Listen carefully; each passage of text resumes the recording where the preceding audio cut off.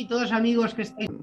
Con esta sesión vamos a iniciar nuestro último día de congreso, ISUFH 2021 desde Costa Rica, agradeciéndoles mucho por su participación y con esto voy a dar inicio a la mesa redonda de forma urbana y sostenibilidad, al cargo del arquitecto Borja Ruiz Apilanés, a quien doy la palabra en este momento.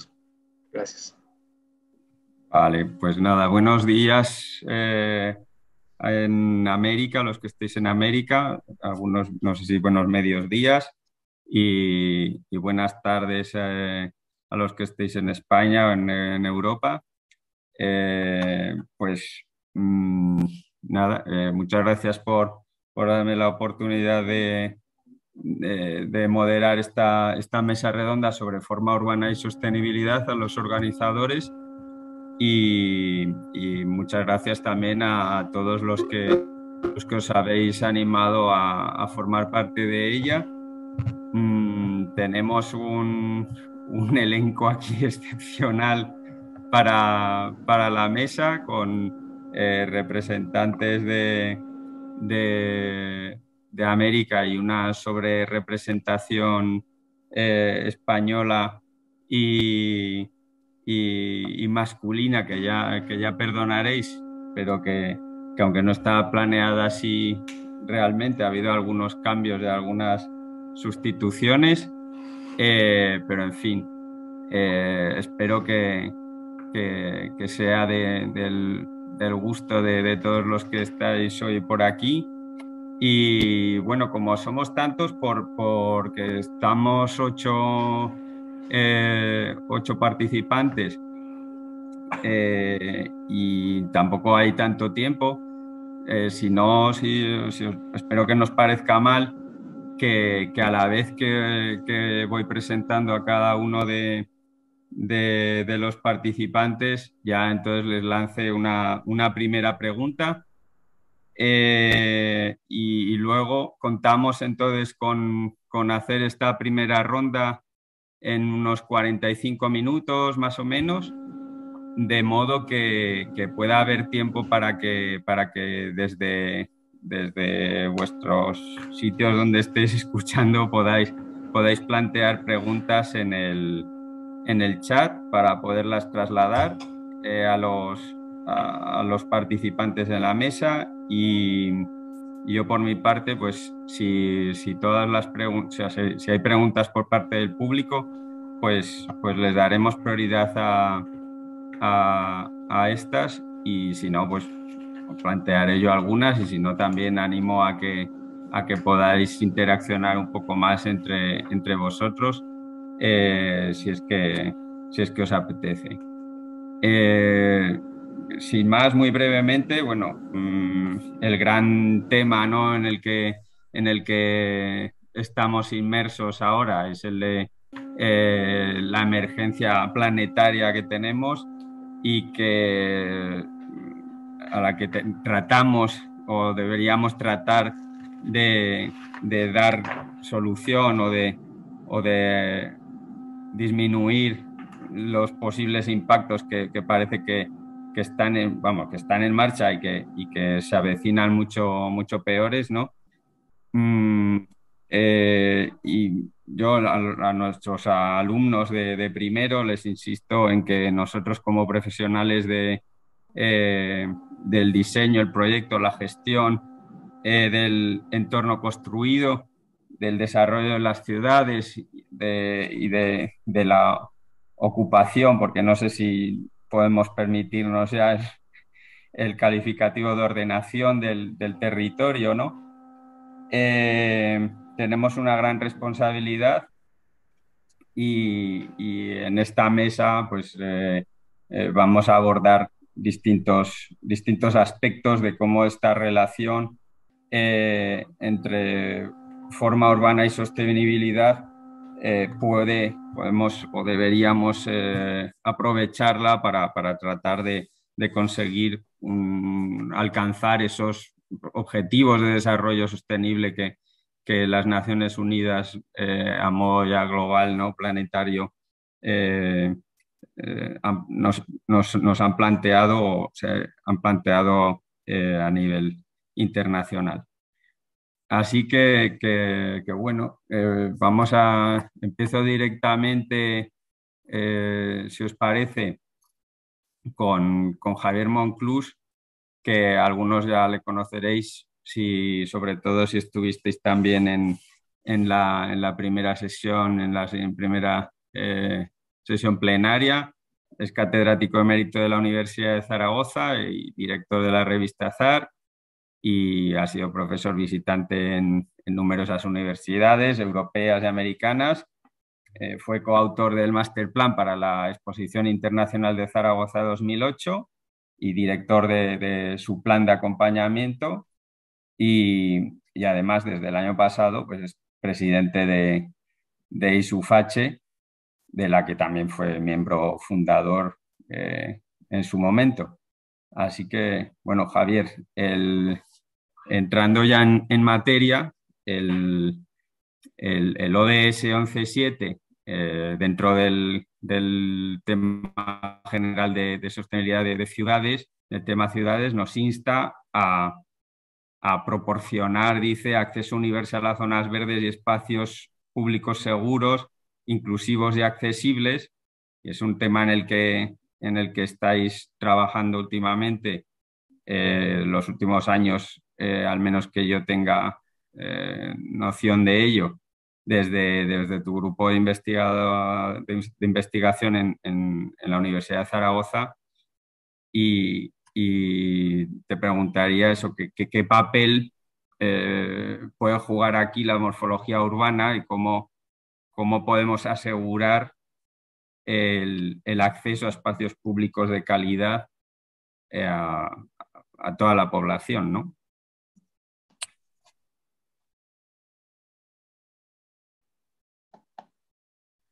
Activar el audio, Javier. Ah, sí, O sea, perdón. Bueno, simplemente, bueno, en primer lugar, saludar y, en fin, dar la enhorabuena, sobre todo a los organizadores, a las organizadoras, Helga, fantástico congreso. La verdad, vamos, es una pena que no podamos estar allí, en mi opinión. Todo esto tiene sus ventajas porque nos conectamos y hacemos otras cosas en un momento. Yo acabo de llegar hace 10 minutos de otro sitio, ya está, pero la verdad es que me habría gustado más estar allí. Y ahora podríamos hablar de esto y además los pasillos, que se dice, podríamos hablar de muchas más cosas. Pero en fin, es lo que hay, estamos acostumbrados, es una variante. Llevamos 2 años y lo que nos queda. Con lo cual, pues nada, enhorabuena y también, en fin, a todos, porque me parece también un logro y un lujo poder contar con todos vosotros en esta edición de un número monográfico de Ciudad y Territorio que coeditamos Borja y yo, y que me parece que va a salir un número muy, muy interesante, ¿no? Entonces, respecto a la pregunta, nosotros nos asignamos, bueno, la verdad es que creo que ha salido bien, ¿no? Porque hay podía haber más solapes y la verdad es que cada uno abordamos estos temas desde distintos puntos de vista, ¿no? El nuestro, como decía Borja, efectivamente viene de lejos. El grupo de investigación que yo soy el director, que es Paisajes Urbanos y Proyecto Contemporáneo, se llama así, un grupo de excelencia de hace años, creado aquí en la Universidad de Zaragoza y antes en la de Barcelona. El tema de los espacios públicos. Bueno, decíamos, ¿qué papel juega la morfología urbana? Pues yo diría muy, muy sencillo. No es que yo preferiría hablar de formas urbanas, no solo morfología urbana. ¿Qué papel juegan las formas urbanas en este tema, ¿no?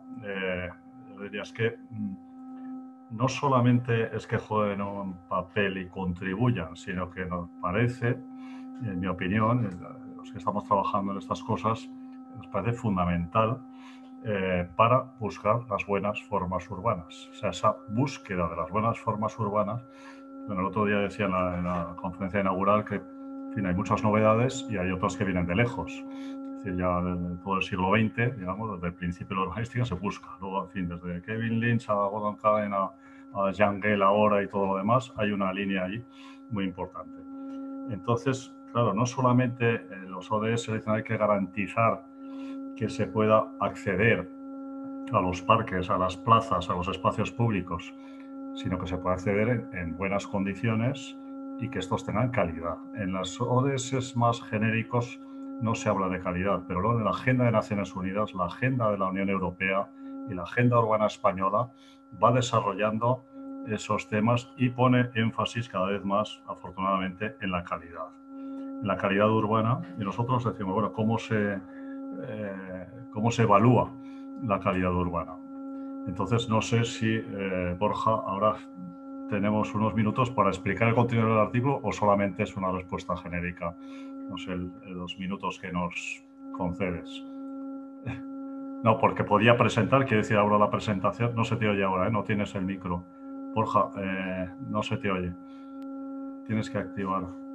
Sí, no sé si es el momento de poner la presentación o solamente de contestar a la pregunta. No contamos con ninguna presentación, Javier. Solo era que respondiésemos a la pregunta, que se trata de eso, de una mesa redonda con muchas personas para que si nos podíais saber sintetizar cómo podemos asegurar esa calidad de los espacios públicos, sí. O si querías, en tu caso, cómo evaluarla, pero de forma sintética, vamos. Bueno, pues entonces, de forma sintética, decía, si hubiera tiempo, ya lo veremos todos en los resultados de este número monográfico, ¿no? Con las aportaciones. Pero nosotros decíamos, claro, toda la vida quiere decir, mucho antes de que naciéramos ya había muchas personas tratando de evaluar. Entonces decíamos, mira, un punto de partida pensamos que fue para poder evaluar, ¿no? Es decir, ¿qué es esto de la calidad urbana en sentido amplio, actualizado y que, que se debe entender ahora? Decimos, pues podemos partir del Premio Europeo del Espacio Público Urbano. Es un premio que se estableció hacia el año 2000, año 99, una exposición muy importante en Barcelona. Se llamaba, un poco así, muy ambiciosa, la recuperación y la reconquista de Europa, la reconquista de los espacios públicos urbanos en el Centro de Cultura Contemporánea de Barcelona. Una exposición fantástica y luego eso dio lugar al Premio Europeo, primero el CCCB, luego el Deutsche, varios museos europeos en Francia, en Inglaterra, en Austria, en otros sitios, y se creó este premio que se basaba pues, en unas candidaturas y en unos jurados cada vez más amplios, internacionales, de calidad, donde se evaluaban, ¿no? Y eso se ha ido actualizando. Entonces, lo que nos parece muy importante es ver los proyectos, no solamente que sean accesibles. ¿Qué quiere decir proyectos de calidad? Dijimos, vamos a ver con esos criterios, los criterios que son los jurados internacionales, pero cómo pueden ser más evaluados de manera más sistemática, relativamente objetiva. Bueno, hay mucha gente en el mundo dedicándose a estas cosas, ¿no? Entonces, lo que hicimos nosotros fue decir, bueno, pues a ver, los proyectos son muy importantes. Vamos a coger 9 proyectos recientes, que decir, de los últimos 20 años, en Barcelona, en Madrid y en Zaragoza. Esos 9 proyectos los analizamos uno por uno, con una serie de criterios combinados con una serie de parámetros, con una serie de indicadores. Entonces, la conclusión es que se pueden evaluar y sería muy importante poder evaluar en la fase primera, ¿no? La fase de los proyectos. Después, evaluar en el proceso cómo esos proyectos se van implementando. Después, evaluar con el tiempo los resultados con una cierta perspectiva histórica y ver la prueba de fuego, que es ver cómo han funcionado cómo están funcionando. Entonces, vamos, simplemente por decirlo así rápidamente, pues cogemos estos ejemplos, ¿no? De una escala intermedia. Por ejemplo, cogemos de Madrid el Pasillo Verde Ferroviario, una operación muy ambiciosa. Decimos que tiene como escala de ciudad una gran calidad, como que tenía una estrategia urbana detrás muy importante, y luego una escala más baja, más diseño urbano, arquitectónica, pues vemos que tiene sus límites. Vemos también pues Madrid-Río, o vemos una operación más con esas categorías de ese Premio Europeo de Espacio Público Urbano, reconversión de espacios industriales obsoletos, ferroviarios obsoletos, de todo tipo de infraestructuras, etcétera. Entonces vemos con esos mismos criterios, se analizan 40 casos europeos y 9 casos españoles.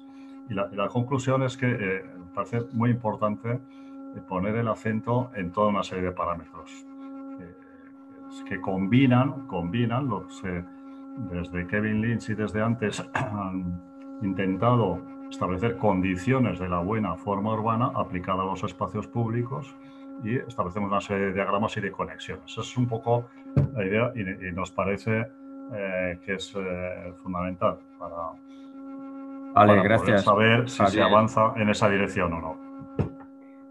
Que solo tenemos hasta las 4:30. Os pido nos decías 4 minutos, resto, Borja, por favor, nos decías 4 minutos. Sí, no, 14, no 4, eso es. Venga, vamos a ver si el resto lo conseguimos, porque si no, entonces los últimos no os voy a poder preguntar nada. Venga, a ver, Vicente, que era el que quería preguntar en segundo lugar, ya que tú eres el presidente saliente también de la asociación y estás hoy con nosotros. Bueno, Vicente Colomer, eso, los que no le conozcáis, pues ya os ha avanzado que fue el primer presidente de nuestra asociación y que ha venido desempeñando esta labor hasta pues, hace un año, que le ha relevado Javier. Acaba de retirarse como profesor titular de urbanismo tras casi 40 años en los que ha compatibilizado la docencia y la investigación con el ejercicio de la profesión, trabajando sobre todo en proyectos de edificación y de diseño de espacio público, proyectando, por ejemplo, la ordenación del puerto y de la playa de Peñíscola en Castellón. Entonces, Vicente, tú que has estudiado, por un lado, unas escalas, pero has trabajado en otras y ahora también estáis todavía investigando, digo todavía, porque aunque sea de forma un poco así extraoficial, pero sigues colaborando con las personas con las que venías trabajando en la Politécnica. Te quería lanzar eso, que en esta relación entre forma urbana y sostenibilidad, que es múltiple, que es compleja y que en principio deberíamos afrontarla a distintas escalas, ¿cuál consideras que para ti puede ser la escala más relevante para alcanzar estos objetivos de desarrollo sostenible que pretendemos, que pretendemos lograr? Tienes que activar también el micro. Sí, acabo de activarlo. Pues nada, gracias por la introducción, Borja, y por la moderación de esta mesa, en la cual estoy encantado, por supuesto, de estar y felicitar a los organizadores, a Helga, a Zura, de este congreso que yo creo que está siendo un éxito y por ello nos debemos felicitar todos. Bien, sabéis que bueno, un poco el motivo de esta mesa ha sido este número de ciudad y territorio en el cual pues hemos participado y bueno, pues como el tiempo cuenta y pasa rápido, trataré de ajustarme, Borja, a las necesidades de la mesa y ser breve. Vamos a ver, en el tema de las escalas, en las que, bueno, en este caso, este artículo para la revista Ciudad y Territorio va muy enfocado a reivindicar la escala de barrio, como una escala muy adecuada para que, bueno, tanto para la elaboración de investigación urbanística como para el planteamiento de propuestas de acción y de proyecto que puedan, digamos, ajustarse a lo que en este momento se nos está demandando, que es ese ajuste, esa mejora, viendo un poco como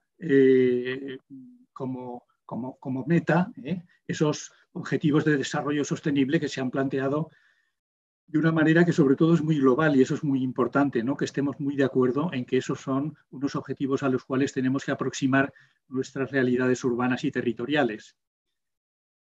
pero, digamos, eso por una parte, es decir, la reivindicación que mantengo es la de esta buena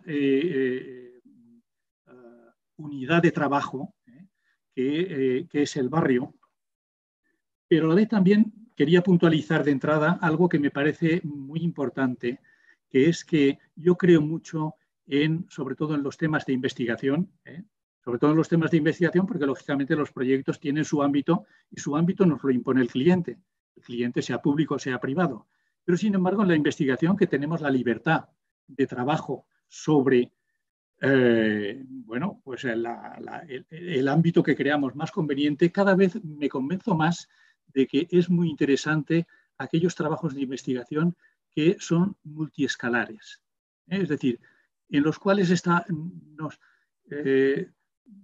nos proponemos el que aparezcan desde la escala territorial hasta la escala del edificio aquellos digamos, componentes que de alguna manera justifican y hacen válida la investigación. Yo hace poco, bueno, y os lo cuento un poco como anécdota, pero que me resultó bastante interesante. Hace poco participé también en un libro que en Valencia se hacía sobre investigación y estado, un poco es un informe sobre el estado de la ordenación territorial en la Comunidad Valenciana. Y bueno, tuve la oportunidad de trabajar sobre un esquema territorial. En concreto era el eje Castellón-Valencia. Como sabéis, pues son dos ciudades que están a unos 80 kilómetros de distancia y todo eso, quiero decir, en principio, pues apabulla un poco el pensar que, bueno, cómo investigar aquí un tema de alcance tan territorial, tan metropolitano y tan intenso, porque claro, es un eje Castellón-Valencia que es, digamos, muy intenso desde todos los puntos de vista y desde el punto de vista urbano, por supuesto, también, ¿no? Entonces me ocurrió, una de las cosas que planteé era decir, yo trabajaba en Castellón como arquitecto y hice, en este caso, pues un pueblecito llamado Oropesa, un proyecto de edificación en el cual era de vivienda. Entonces, sobre todo en aquellos aspectos que tienen más que ver con los aspectos medioambientales, el proponer la casa y el territorio, es decir, cómo nos planteamos una casa, cómo nos planteamos una vivienda y cómo nos planteamos esa vivienda, digamos, cómo nos planteamos también el territorio enfocado desde ese punto de vista. Y la verdad es que fue muy interesante. Una vivienda que tenía que enfrentarse al ambiente, por supuesto, con su orientación, con los temas de soleamiento, con los temas de cómo disponer los elementos de la vivienda, aquellos que son vivenciales, la sala de estar, las terrazas, los dormitorios, como elementos importantes, cómo orientarlos, cómo recibe la casa bueno, el soleamiento, la orientación, los vientos, las brisas marinas, en este caso cerca del mar, etc. Y la verdad es que fue muy aleccionador para luego plantear algo como ese territorio litoral y tan intenso en actividad, comparándolo con este tema de la casa. Por dónde entrar, siempre puede ser por la peor orientación y de manera que en este caso sería por el poniente, ¿no? Por el oeste. Cómo poner los baños y la cocina, pues que sería la parte, digamos, más de servidora del conjunto de los dormitorios, terraza, sala de estar. Y bueno, pues luego lo trasladabas al sistema urbano y sistema territorial de ese gran sistema Castellón-Valencia, y la verdad es que era muy aleccionador. Y tengamos en cuenta que hay una gran parte de los objetivos de desarrollo sostenible pues que son de carácter ambiental, es decir, gran parte de ellos. Y por tanto, yo creo que esto es algo a que nos mueve a reflexionar. No sé yo si estoy ya en el tiempo, Borja, o puedo continuar un poco más, ¿cómo lo ves? Me encantaría que poderos decir que sí, pero es que el tiempo que tenemos es muy limitado y somos muchos, así que muy bien, si pues podemos, nada. luego si es que queda tiempo, volvemos un poco sobre todo, pero muchas gracias, Vicente. Venga, pasamos entonces con María Teresa Pérez Cano, que que como muchos sabréis, pues es catedrática de urbanística y ordenación del territorio de la Universidad de Sevilla, aquí en España, y que lidera el grupo de investigación de patrimonio y desarrollo urbano territorial en Andalucía, desde el que ha abordado pues, numerosos aspectos relacionados con el tema y con especial énfasis a veces en los temas del turismo y de la sostenibilidad. El ODS 11.4, también dentro del tema de ciudades, aboga, de hecho, por redoblar los esfuerzos, dice, ¿no?, para proteger y salvaguardar el patrimonio cultural y natural del mundo. Muchos tejidos históricos tienen esas características formales que a veces demandamos a la ciudad, que consideramos más sostenible, ¿no?, de proximidad, de compacidad, de mezcla de usos. Y la propia salvaguarda patrimonial pues, también en sí consiste en una reducción, en cierta forma, ¿no?, de la huella ecológica de las sociedades, que siguen reutilizando un tejido en vez de construir unos nuevos y seguir ocupando nuevos suelos, promoviendo pautas de producción y consumo ecológicamente, podemos decir, más sostenibles. Sin embargo, María Teresa, algunas de las formas urbanas, especialmente las del siglo XX, no parece que hayan contribuido a la sostenibilidad, sino todo lo contrario, pero también tienen valor patrimonial, ¿no? Tejidos que ya empiezan a tener un valor patrimonial a pesar de que no los consideramos como tan sostenibles. Entonces, la pregunta que te planteaba María Teresa, es que ¿cuál es el valor patrimonial de estas formas urbanas para ti y qué papel juegan o pueden jugar con respecto a la consecución de los ODS? Muy bien, muchas gracias. Enhorabuena a los organizadores y voy a intentar, podemos decir, ser breve, que la conexión no la tengo muy buena. Yo creo que es importante cuando uno habla de sostenibilidad, pues siempre evidentemente tiene la componente económica, la componente ambiental, pero la componente social, que sería donde se puede enmarcar la cultura, el patrimonio, pues a veces se nos queda como en segundo plano. Yo creo que por eso fue como muy oportuno que dentro de la lista de desarrollo, de los objetivos de desarrollo sostenible, se pusiera, digamos, la cultura como foco dentro de la consecución de estos objetivos de desarrollo sostenible. Claro, el patrimonio, en definitiva, ¿qué es? Es la forma que tenemos que ver cada territorio, cada ambiente, nuestra propia cultura. Entonces, en un momento donde, digamos, se ha construido tanto, donde las ciudades han crecido mucho, pues la pregunta es si ese crecimiento de ciudad ha contribuido a la cultura o no ha contribuido a la cultura. Nosotros partimos como de una premisa, que no todo lo patrimonial es sostenible. Hay muchos patrimonios que son patrimonios, pero a día de hoy, con los parámetros actuales, son insostenibles. Y por otro lado, que hay muchas, a lo que nosotros vamos, formas urbanas, que son buenas formas urbanas, pero que tampoco contribuyen a lo que sería el patrimonio contemporáneo del siglo XX, del siglo XXI. Quizá la preocupación viene de que el siglo XX, el siglo XXI es un momento donde se ha construido mucho, donde las ciudades han crecido, donde se ha investigado, trabajado en el crecimiento de la ciudad, pero a veces ese crecimiento no ha sido un crecimiento de calidad. Evidentemente, desde la perspectiva de los organismos internacionales, algunas formas urbanas, algunos tejidos urbanos se han ido incorporando a lo que es nuestra cultura patrimonial. Pero podríamos decir que la mayoría de los casos son elementos aislados. Tenemos todavía casi una vocación más monumentalista, por ejemplo, cuando llevamos 2 o 3 años donde el patrimonio mundial ha ido incorporando arquitectura del siglo XX, pero suelen ser edificios, a veces conjuntos de tipologías de edificios, pero no ha llegado a lo que sería la forma urbana.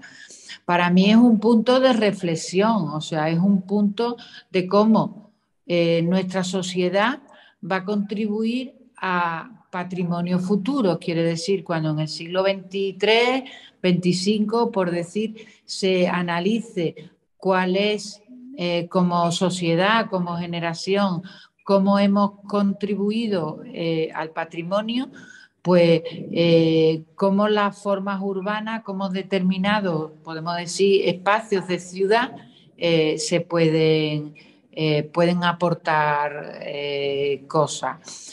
Evidentemente la cultura, el patrimonio tienen muchas manifestaciones y hay veces que esas formas urbanas pues se han como tejido, se han ido incorporando y a lo mejor hay reconocimiento de determinadas actividades, de lo que podríamos decir incluso patrimonio inmaterial, donde esas formas urbanas pues van generando formas de sociedad o formas de estructuras sociales que pueden ir generando patrimonio.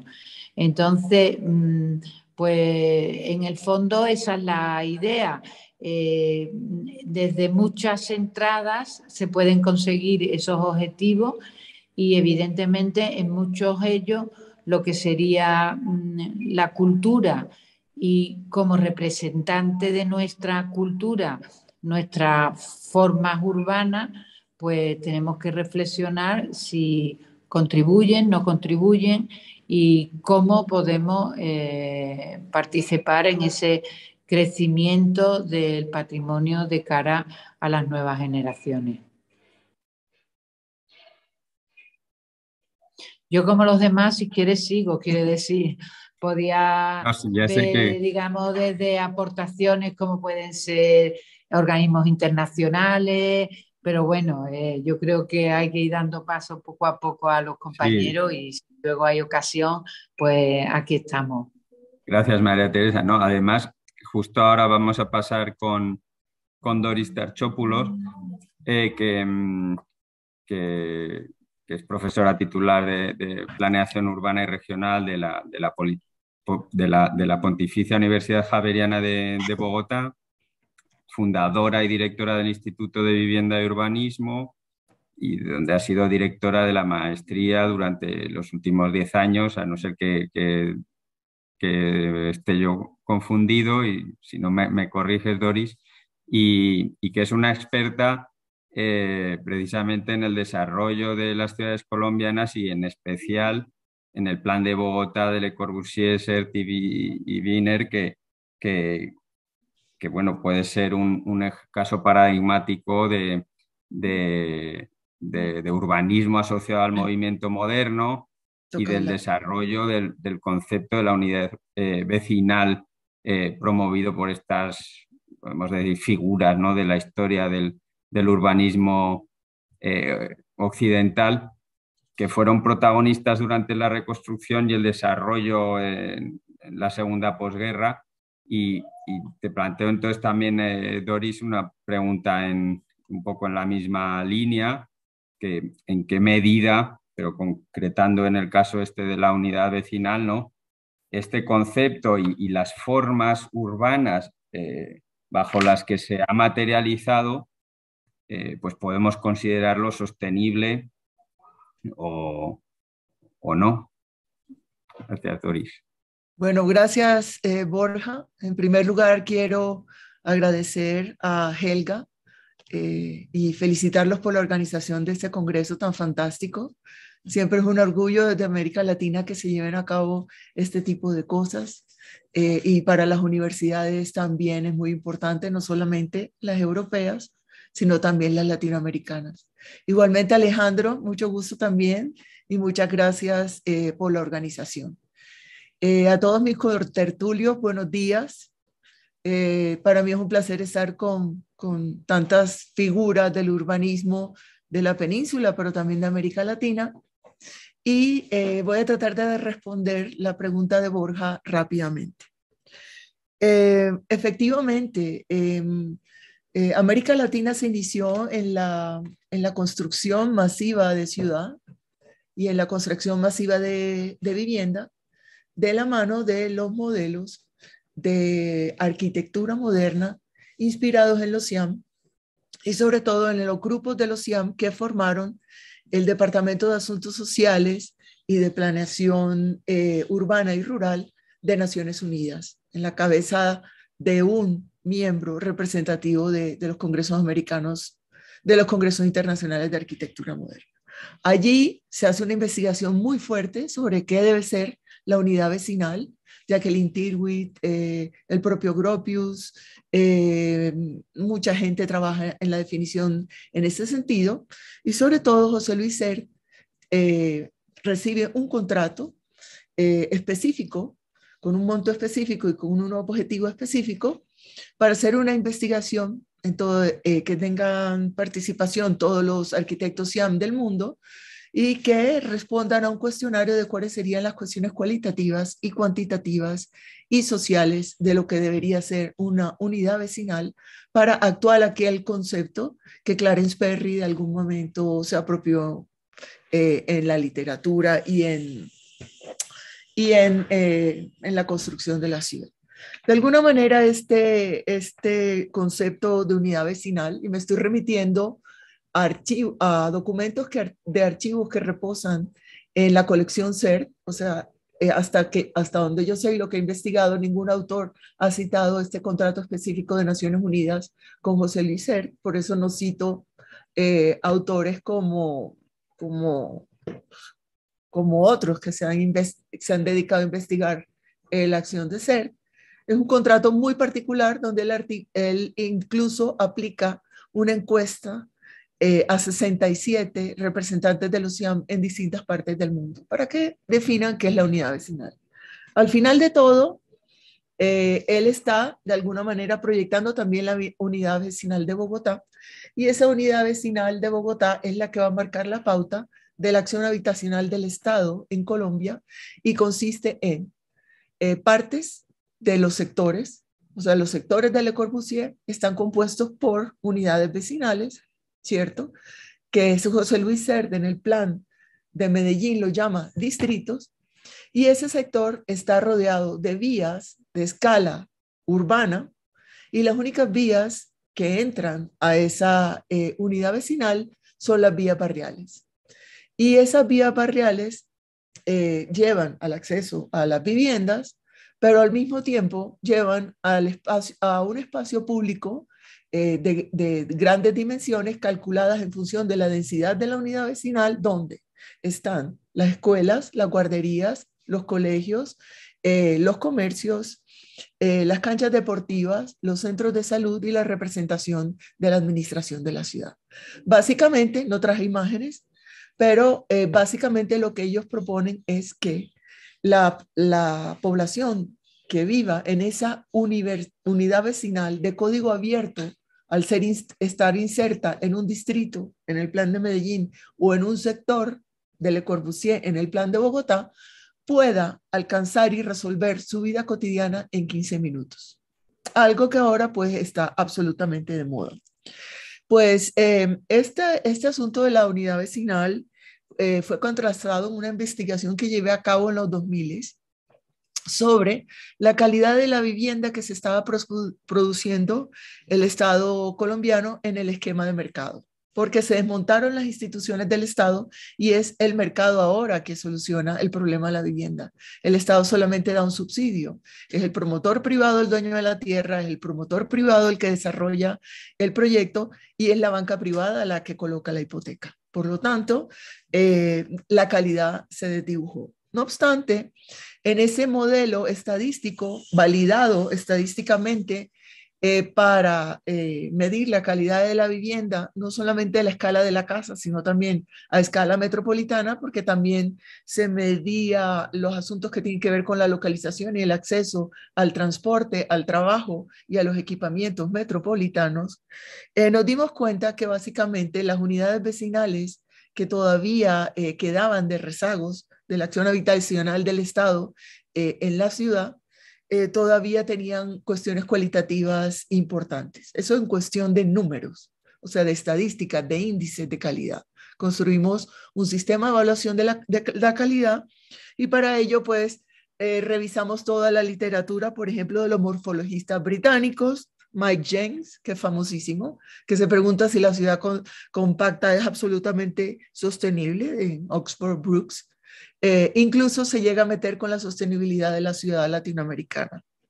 También miramos los Housing Quality Indicators, que en el Reino Unido son una herramienta fantástica, no solamente para guiar el diseño de las personas que van a acometer un proyecto con fondos públicos, sino también para evaluar desde el licenciamiento del proyecto si están cumpliendo con los indicadores de calidad.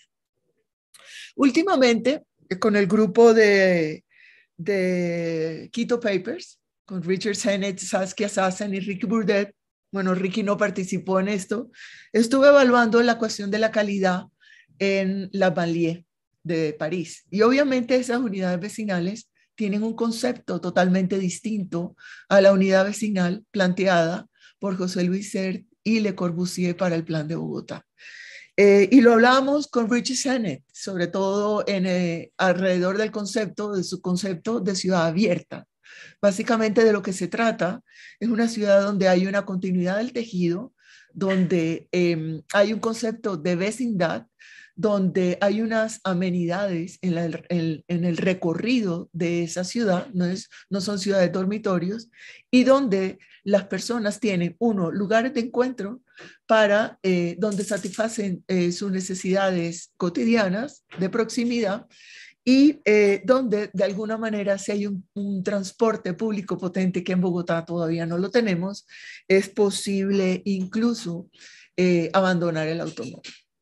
Y bueno, es en ese sentido en el que ha ido mi trabajo, es en ese sentido en el que va mi artículo en Ciudad de Territorio, que finalmente no sé si lo voy a alcanzar a presentar el día de hoy, toda vez que uno de los evaluadores me pidió que hiciera 141 modificaciones al borrador del artículo que presenté y no sé si alcanzaré a hacerlo porque el plazo vence hoy a las 6 de la tarde. Sería una lástima. Muchas gracias.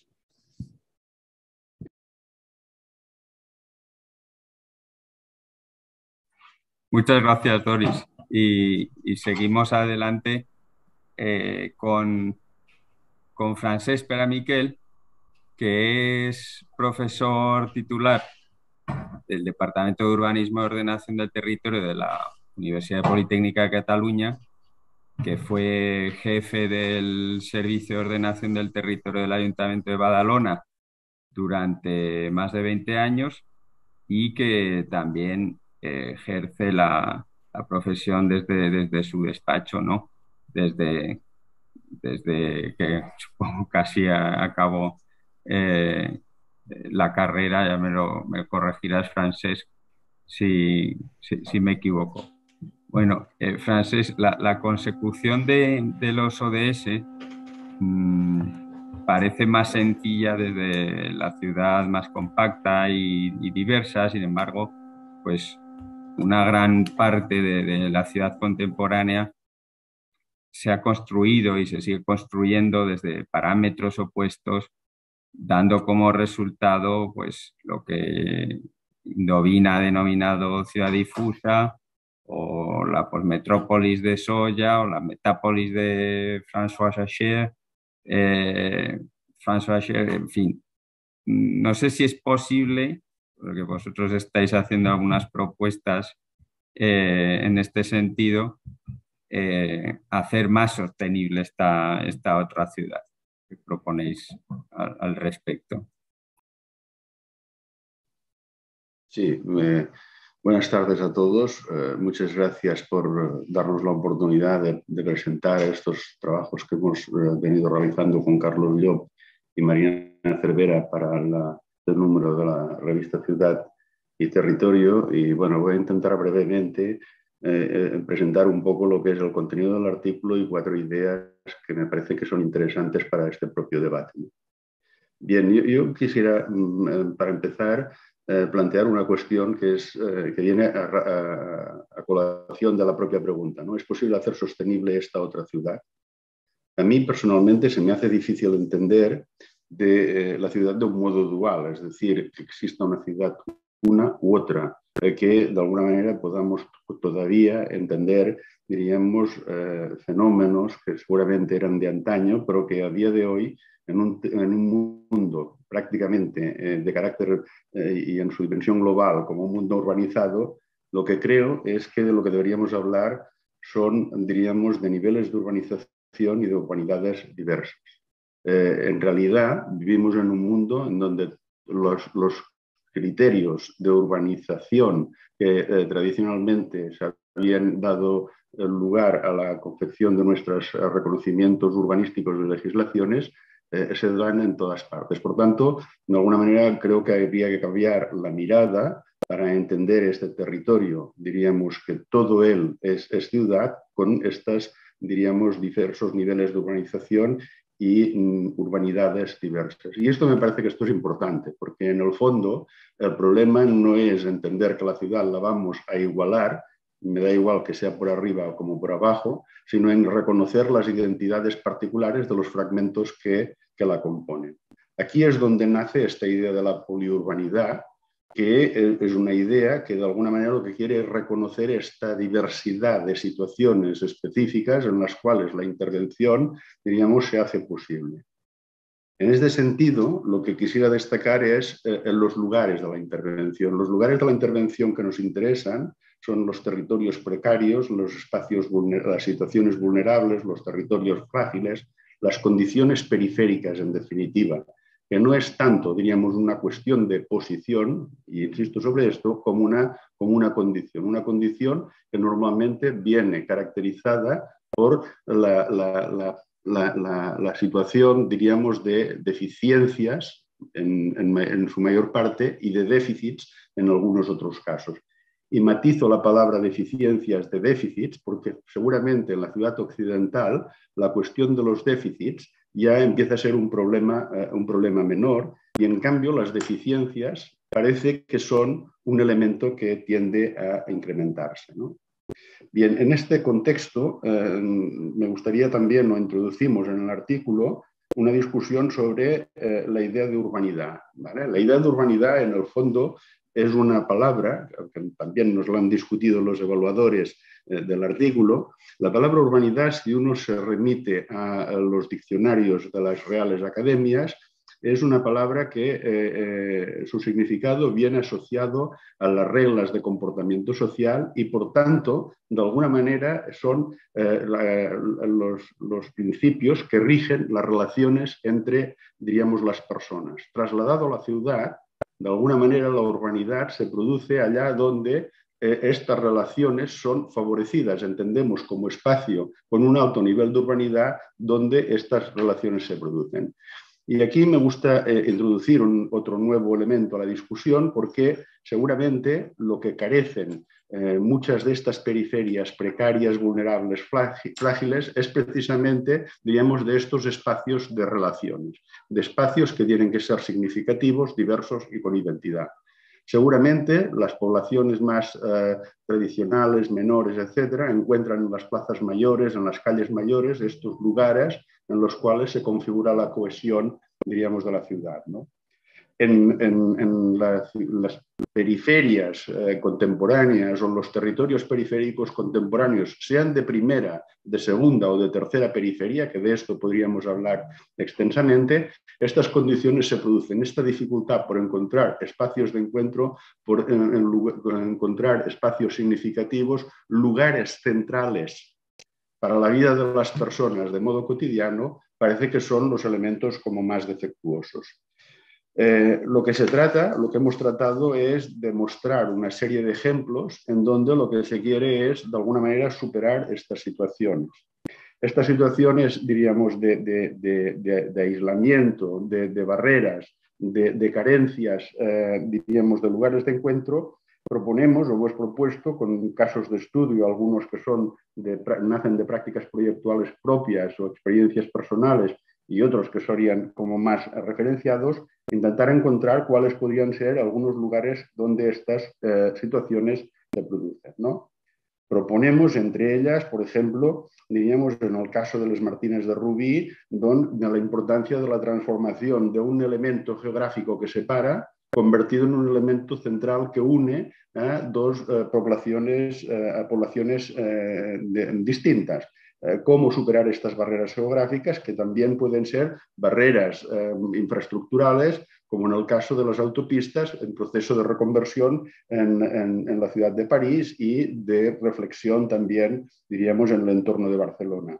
O cómo en estos territorios que de alguna manera carecen de lugares de identidad, y me voy a referir a una cosa, digamos, porque la pillo de la intervención anterior, ¿no? Cuando la unidad vecinal pensaba que la escuela tenía que estar en el centro, pues seguramente, diríamos, a pesar de que la escuela es un elemento central en la vida cotidiana, seguramente donde no debe estar, donde el único sitio donde no debe estar es precisamente en el centro. Porque lo que nos facilita la socialización, yo no creo que sea la escuela, sino que lo que nos facilita esta socialización es el camino a la escuela. Quien habla del camino a la escuela, estaríamos hablando, diríamos, de cómo en unos barrios precarios, como pueden ser los conjuntos de vivienda masiva, la incorporación de calles significativas, que es la apuesta que hace la mina, se convierten de alguna manera en este nuevo lugar de encuentro. Pero esto no solo tiene que ver con cuestiones de carácter físico, que nos parecen siempre muy importantes, sino también un poco siguiendo la lógica de Kevin Lynch, en que de alguna manera remite la buena forma de la ciudad también a otro tipo de aspectos más de carácter perceptivo y de carácter subjetivo, seguramente diríamos poder tener lugares de encuentro en que no solo sea el problema físico, sino también sea la accesibilidad desde el punto de vista comprensivo, intelectual, que facilite de alguna manera, diríamos, estas ideas de significación, nos parecía importante. Buscar lugares de encuentro en los intercambios nodales, por tanto, diríamos, en las zonas, en los lugares en los cuales se produce el intercambio nodal en las segundas periferias, nos parecía que era importante. De estos se utilizan un par de propuestas de las estaciones metro-villageoises francesas o del Hub de Villajuif como un ejemplo, o finalmente, diríamos, utilizamos la experiencia de los dentistas sobre ruedas para explicar una cosa que me parece que es muy interesante a nivel, diríamos, de recuperación conceptual, ¿no? Que es, diríamos, el valor que pueden tener los mercadillos semanales que se van produciendo en tantas y tantas ciudades como una condición emergente que genera unas lógicas de urbanidad, de encuentro y, por tanto, de relación muy, muy importantes, ¿no? El artículo va de esto. Terminamos de alguna manera señalando la necesidad de redundar en algunas cuestiones que nos facilitan precisamente el refuerzo, diríamos, de la urbanidad de estos espacios, la identidad en primer lugar, lo fundamental en las periferias es dotarlas de elementos de identidad de los cuales hoy carecen. Segundo, la incorporación de ciertos elementos de diversidad. Es decir, hemos puesto en primer lugar temas que tenían que ver no con grandes concentraciones de población como eran los parques de los intersticios, pero que sí que facilitaban, diríamos, de alguna manera estos lugares de relación, los caminos de la escuela, los entornos de los mercados, etc. Fíjense que me parece que esto es muy importante, que estoy poniendo los entornos por encima, diríamos, de los objetos. Y esto me parece que es muy significativo, es decir, la nueva urbanística no tendría que preocuparse tanto por los objetos como por las relaciones que entre ellos se establecen y los entornos en los cuales se producen. Este sería un poco el énfasis, diríamos, de la discusión. En el fondo, redundaría pues, también sobre algunas cosas que ya han salido en la sesión, ¿no?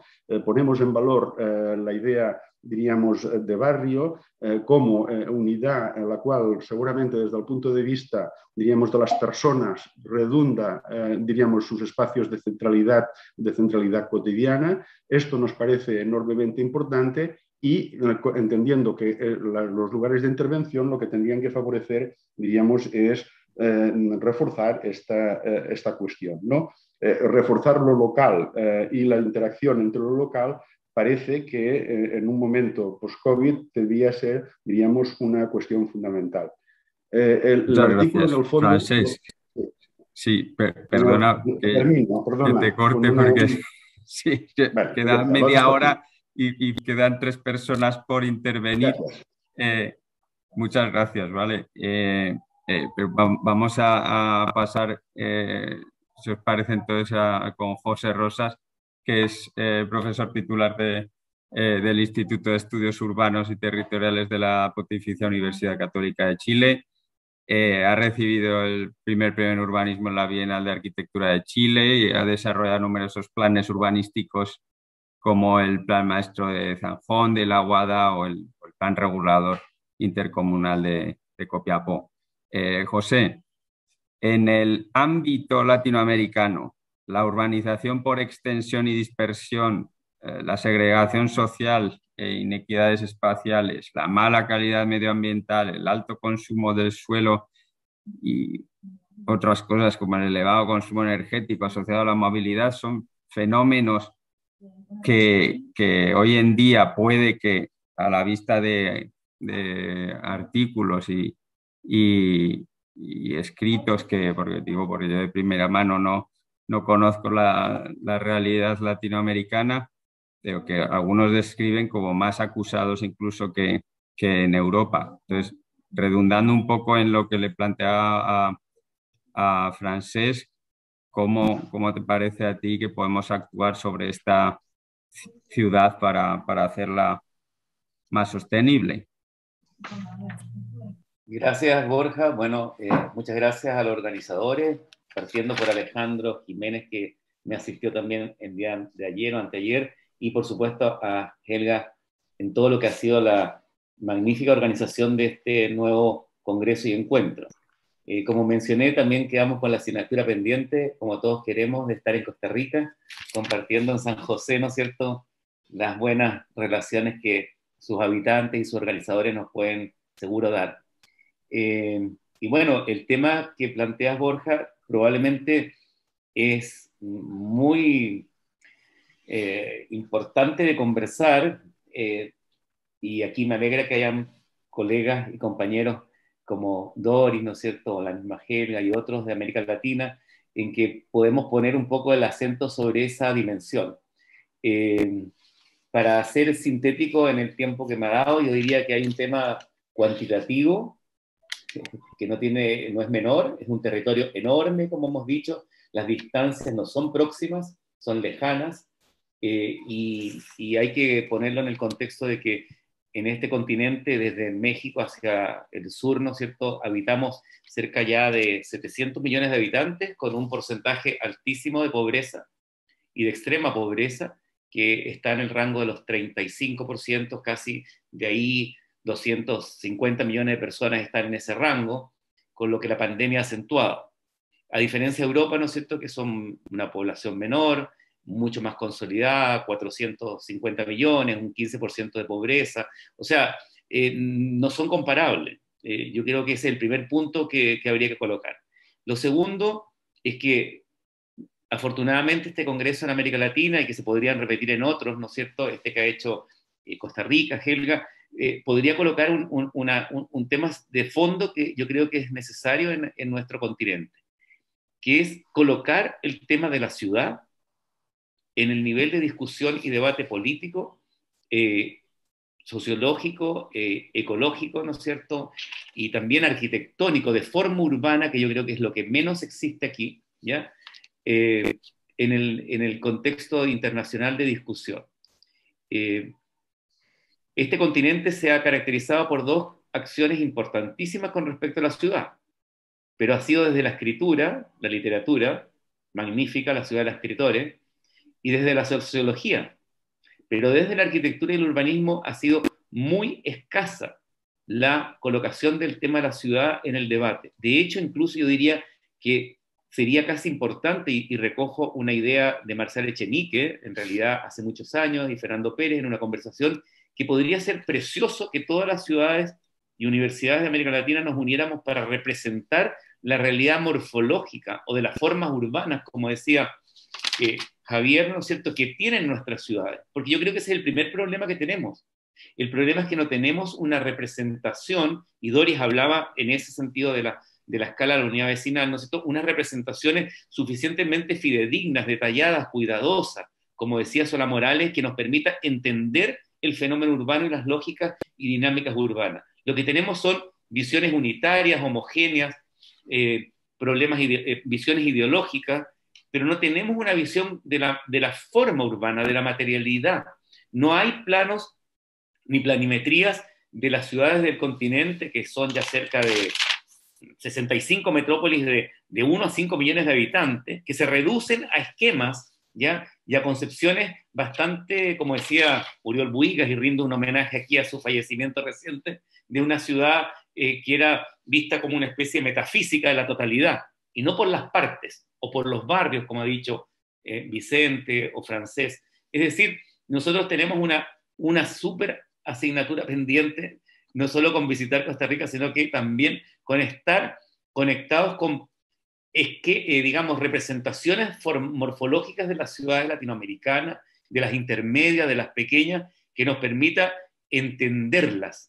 Yo creo que en el fondo, yo creo que ese sería un punto importante, porque claro, ¿cómo hacerlas más sustentables? Bueno, pasa por comprenderlas, porque los académicos, porque los técnicos y profesionales, porque la ciudadanía reconozca en la forma urbana, en las escalas, como también decía Vicente Colomer, en la multiescalaridad, las relaciones entre las partes y el todo, las relaciones entre un sector y otro, la lógica, ¿no es cierto?, de las habitaciones y de los espacios públicos, que se pueda entender cómo está tramada esa ciudad o cómo está construida.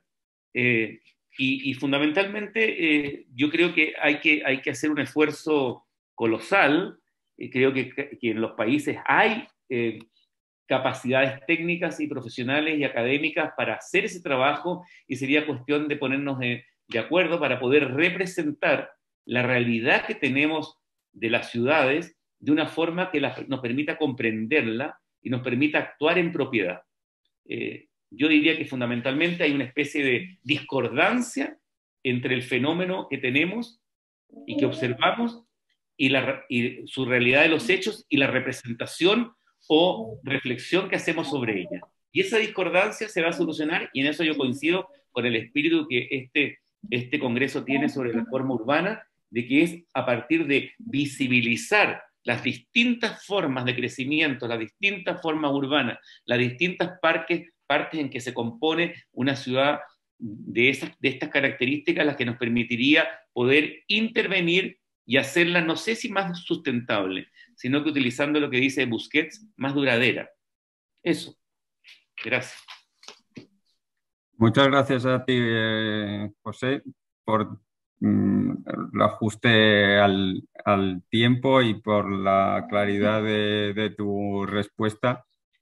Pasamos entonces a Pablo Martí, que es catedrático de urbanismo en la Universidad de Alicante y director del Grupo de Investigación de Urbanística y Ordenación del Territorio en el Espacio Litoral, y que desde hace unos años investiga el impacto de la forma urbana en la actividad humana mediante el uso de lo que denominamos Big Data o datos masivos, ¿no?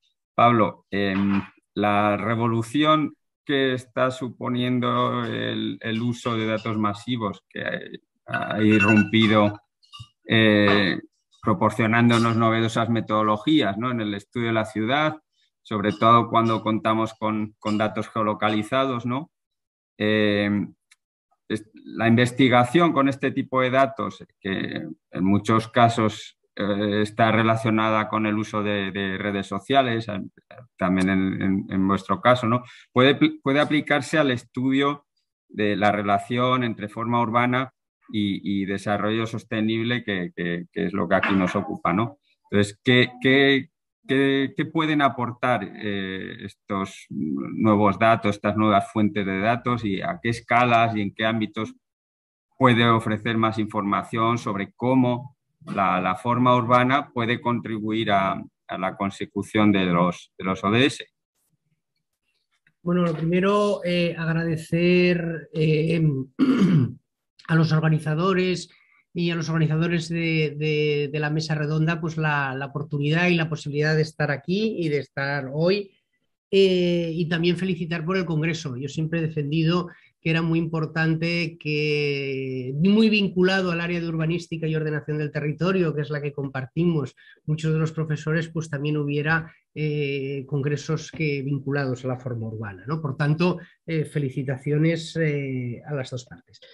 En relación con la pregunta o las preguntas, ¿no?, que planteaba el moderador Borja, y también gracias por la presentación, porque también la presentación me permitía un poco enlazar con la pregunta, ¿no? La línea de investigación que hemos venido desarrollando en Alicante, junto con mis compañeras Almudena Nolasco y Leticia Serrano, con las que comparto también el artículo, del que no voy a hacer spoiler, pero también comparto sobre todo la investigación.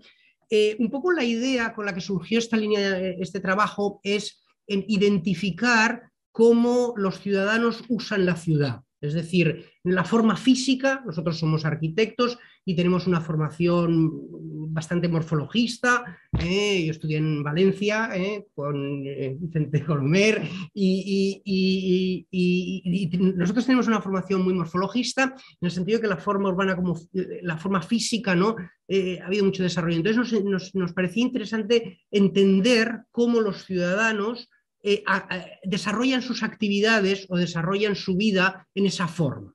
Y en ese sentido, los datos que comparten los ciudadanos en las redes sociales y aplicaciones web, lo que nos informa es de su actividad, ¿Y qué tipo de actividad? Pues nos informa de la actividad económica, de la actividad urbana, de la presencia, de dónde están, cuándo están, de la preferencia, de qué espacios prefieren, de qué viarios prefieren, qué espacios públicos prefieren, qué tipo de actividades prefieren, o incluso de sus opiniones y de la imagen urbana que ellos tienen a través de los datos, imágenes que comparten, ¿no? Por tanto, la aportación que entendemos que puede ofrecer es, en la medida en la que los ciudadanos comparten su manera de actuar, su manera de desarrollar su actividad urbana, eso nos permite relacionarlo con los objetivos de desarrollo sostenible.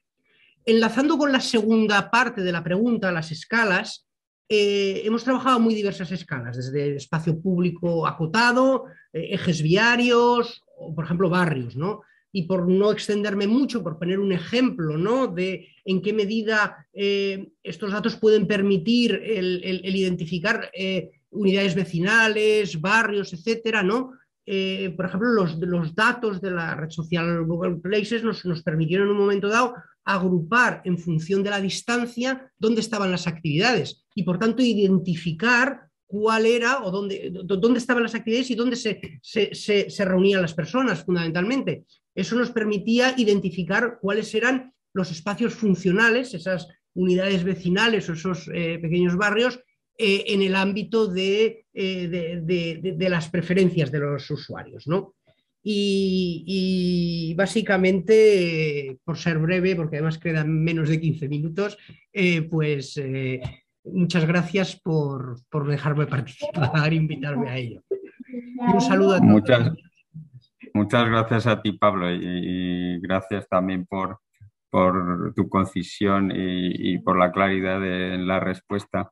Y nos permite acabar casi a tiempo. Esperemos con José María Ezquiaga, que es profesor titular del Departamento de Urbanismo y Ordenación del Territorio de la Universidad Politécnica de Madrid. Tiene una extensa y prestigiosa carrera profesional en el mundo del planeamiento, que ha sido merecedora de numerosos premios, entre los que vamos a destacar el Premio Nacional de Urbanismo de España y el Premio Europeo Gubbio, ambos por el Plan Territorial Insular de Menorca, aquí en España, si no me equivoco. José María, cerramos contigo, entonces, haciendo referencia al tercer objetivo de desarrollo sostenible que aboga por garantizar una vida sana y promover el bienestar en a todas las edades, ¿no? Como sabemos, la forma urbana también puede contribuir de forma decisiva a la consecución de este objetivo, ¿no? Y a mí me gustaría preguntarte, José María, desde tu doble condición, además de urbanista y sociólogo, ¿en qué medida consideras que la experiencia de la pandemia en la que estamos inmersos pues ha incidido en nuestra percepción de la ciudad y en concreto sobre los paradigmas de la salud y el bienestar urbano? Tienes que activar el micro, perdona, José María. Sí, ahora ya está activado. Muchas gracias, Borja, por la presentación. Un saludo a todos los colegas y amigos que estéis presentes en la mesa. Desgraciadamente, al coincidirme con un viaje la jornada, he perdido una parte inicial, ¿no? Pero también tengo que decir, ya que veo a Helga, ¿no?, ahí situada, que hago doblete, ¿no? Ayer estaba por la noche, ¿no?, conectado en la mesa redonda de forma y proyecto urbano, ¿no?, que resultó muy interesante, coordinando los panelistas. Bueno, quería resaltar dos ideas que además son las que Esther Higueras y yo hemos plasmado en el artículo de Territorio de una manera pues bastante clara, bastante nítida. Pretende ser un artículo fundamentalmente de sensibilización, ¿no?, sobre datos y hechos objetivos, ¿no?, respecto a la importancia de esta cuestión, ¿no? Voy a dividirlo, es muy breve la intervención, pero en tres asuntos. Lo primero es que históricamente el tema de la salud y las pandemias en concreto han tenido un papel muy determinante en la configuración de nuestras herramientas urbanísticas, aunque a veces no lo sabemos, ¿eh?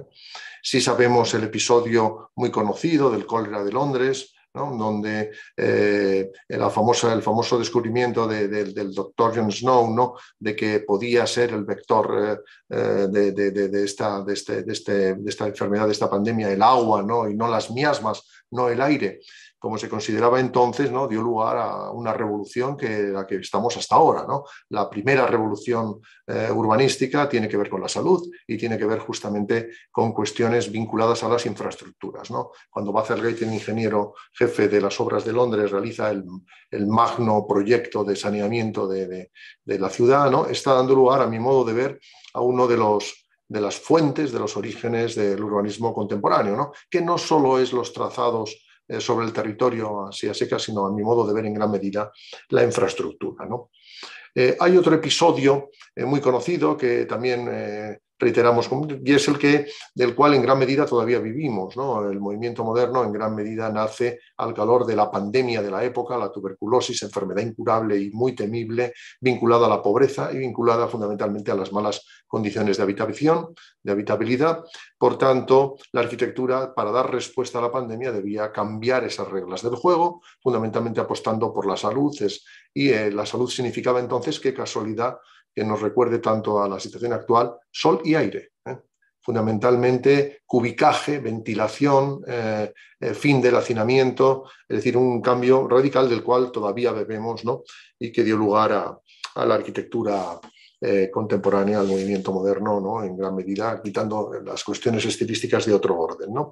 El libro reciente de Beatriz Corominas es un ensayo, muy monumento a ese tema, ¿no? Pero hay otros aspectos que son menos conocidos, ¿no?, que los distritos de París procedan de la clasificación de la ciudad en estado de peste, ¿no?, o que las estadísticas contemporáneas aplicadas al ámbito de la sociología urbana y de las epidemias surgieran de la experiencia de la viralización, ¿no?, de los inicios espontáneos de la vacuna de la viruela, ¿no?, antes incluso de que empíricamente se empezara por Pasteur a utilizar la vacuna de... Es decir, hay una secuencia muy importante. En mi trabajo en América Latina he podido ver que todavía en una ciudad estándar todos estos procesos se tienen que volver a vivir. Es decir, volvemos a tener cuestiones de mortalidad infantil ligadas a la mala calidad del agua, volvemos a tener problemas de enfermedades infecciosas vinculadas al hacinamiento, etcétera, etcétera. Es decir, además de los problemas. Ahora bien, antes del COVID estábamos particularmente preocupados por las afecciones que tienen que ver con el modo de vida o estilo de vida, que es uno de los temas clave que distinguimos en el artículo, ¿no? ¿Qué significa esto? Fundamentalmente aquellas vinculadas y más directamente relacionadas a la manera en que vivimos en ciudad, porque el 85% de la población de los países desarrollados somos urbanos, en mayor o menor dimensión urbana, y las enfermedades vinculadas a este estilo de vida son fundamentalmente las que tienen que ver con el sedentarismo y la utilización del automóvil, directamente relacionado con el modelo urbano y la densidad, las que tienen que ver con la calidad del aire, que tienen directamente también relación con la aglomeración y con la utilización del automóvil, ¿no? Enfermedades respiratorias, ¿no? Más enfermedades, trastornos alimentarios, ¿no? Y últimamente se han vuelto a añadir a estas patologías, ¿no? Las vinculadas al cambio climático, ¿no? Que principalmente el tema del golpe de calor, ¿no? El COVID lo ha eclipsado aparentemente todo durante un tiempo, ha puesto entre paréntesis, igual que ha retrasado la eficiencia de nuestros sistemas sanitarios, ¿no? Porque se han convertido en monográficos orientados al COVID, ¿no? Ha retrasado también la utilización de todos estos otros, de todas estas otras reflexiones, ¿no?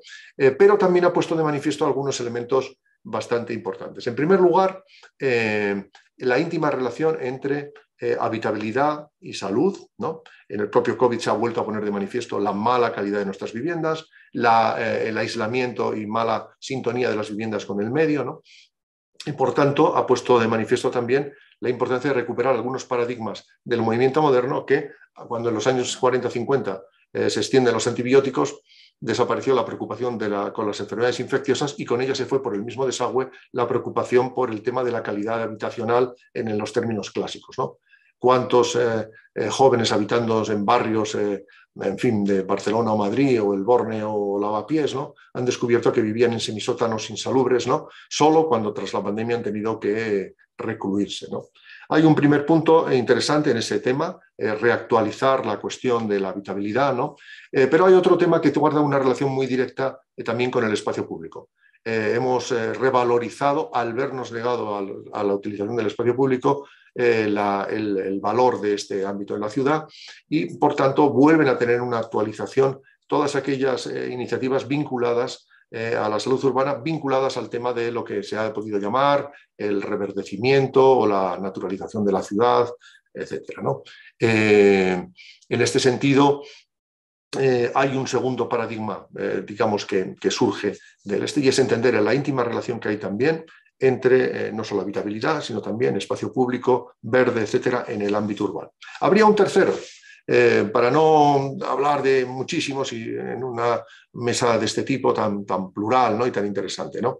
El tercero me voy a centrar, entre los muchos que podría mencionar, en el ámbito de la densidad, porque podríamos hablar también de la equidad. Es obvio que el COVID ha vuelto a poner de manifiesto, ¿no? La vinculación entre enfermedad y equidad, que era el típico tema de los años 20, ¿no? Cuando establecen la vinculación entre morfología urbana, forma urbana y barrios insalubres, barrios vulnerables, diríamos ahora mismo, ¿no? Y tuberculosis, ¿no? Ahora también nos aparece ese vínculo en relación con la densidad, ¿no? ¿Es la densidad y la ciudad compacta más saludable o menos, ¿no? Durante el COVID hubo un momento en que, por así decir, hubo un reproche a la ciudad densa, considerándola como caldo de cultivo de la epidemia, ¿no? Es el reproche que se hacía a Manhattan desde Los Ángeles, ¿no? Una polémica que duró varios meses al comienzo de la pandemia, ¿no? Ahora esta polémica es tonta, porque en el momento en que estamos viendo que la pandemia se ceba particularmente con algunos de los índices más crueles de incidencia, ¿no? En ámbitos muy poco densos o estrictamente, o incluso todavía rurales, ¿no? Pues realmente ha quedado esto desmentido por los hechos, ¿no? Pero sí está en cuestión el tema de la densidad, ¿no? Y ahí creo que es muy importante hablar de densidad saludable. Es un concepto nuevo, ¿no? Una densidad saludable no es lo mismo la densidad en un barrio en el cual los servicios están cercanos, de ahí viene el tema de la ciudad cercana, que también se ha puesto de moda y se ha reactualizado, otro tema bien antiguo, ¿no? De la unidad vecinal, ¿no? De la que la doctora Tarchopoulos, ¿no? Es experta, ¿no? Y su valor en este contexto, ¿no? Vinculado también a calidad de vida y vinculado también al equilibrio, ¿no? Un equilibrio saludable. Se ponía de manifiesto al comienzo de la pandemia que no era lo mismo la densidad de barrios pobres, donde una parte importante de la población está en lo que se llamaría el front line, ¿no? En oficios, ¿no? de reparto, de directa conexión con otras personas y que no pueden acudir a las facilidades, ¿no? Del abastecimiento a domicilio, etcétera, etcétera, ¿no? Que la densidad de barrios muy consolidados donde todas estas facilidades eran accesibles, ¿no? Por tanto, queda claro que hay que hablar y seguir reivindicando, a mi modo de ver, ¿no? La ciudad compacta, pero hay que matizar con el concepto de densidad saludable, ¿no? Que es un compendio, ¿no? de aspectos en los cuales aparecen también estos elementos que antes he mencionado de la ciudad cercana, fundamentalmente la complejidad de usos y cierto mestizaje de usos que permite que las cosas estén cerca, ¿no? Finalmente, la pandemia nos ha dejado una herencia que está ahora saliendo aflorando de enfermedad mental, ¿no? Ha recrudecido muchos de esos aspectos de la enfermedad mental y va a seguir, este tema no se va a ir en breve, ¿no?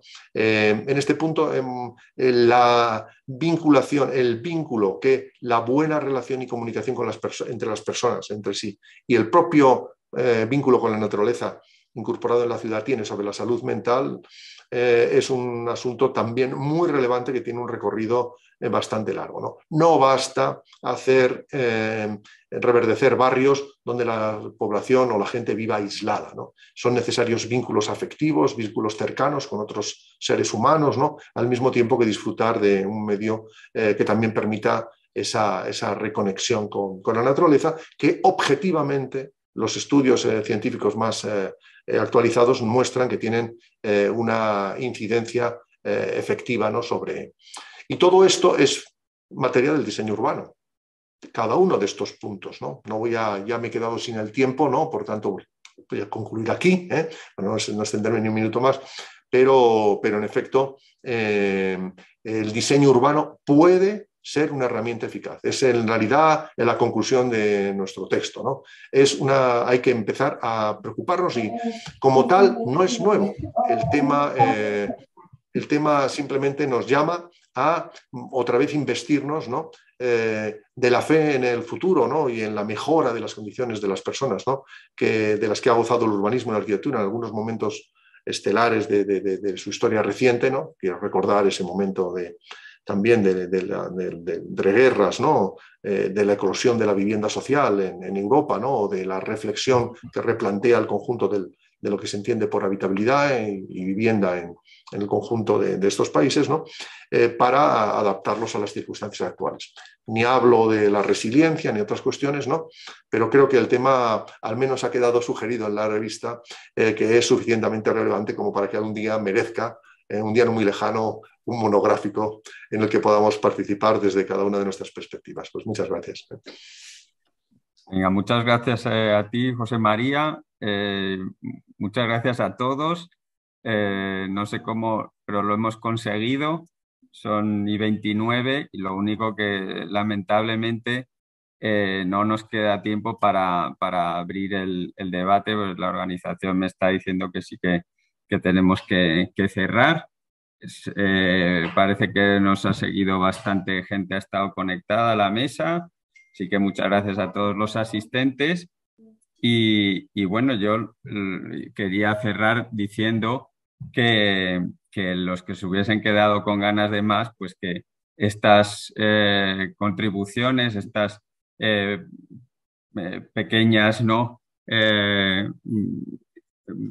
Muestras, pequeñas ideas y tal que nos han estado compartiendo nuestros participantes de la mesa redonda en esta sesión, pues estaban en realidad expuestas, iban a estar expuestas con mayor extensión en un monográfico de la revista Ciudad y Territorio que saldrá el año que viene, pero al que ya todo el mundo ha hecho referencia, así que ya todos estaréis ya enterados a estas alturas de la mesa redonda. Y nada, simplemente eso, agradeceros una vez más a los organizadores por habernos dejado participar, a los que habéis estado aquí más directamente contribuyendo a la mesa y a los asistentes. Nada más, muchas gracias. Nos vemos. De mi parte nada más, agradecer mucho a este maravilloso panel que nos ha acompañado el día de hoy, a ti Borja, por esta moderación tan adecuada, por el respeto de todas las dinámicas, y a todos quienes nos han acompañado hasta este momento, invitarles a las 10 de la mañana hora local a la próxima conferencia de este congreso, que es la conferencia de Álvaro Sevilla, denominada La forma de lo común, autogestión del espacio y planificación urbana. Gracias de nuevo y quedan invitados a seguir acompañándonos. Bien. Buenas tardes. Gracias a todos y a todas. Gracias. Adiós. Saludos. Gracias, chao, gracias.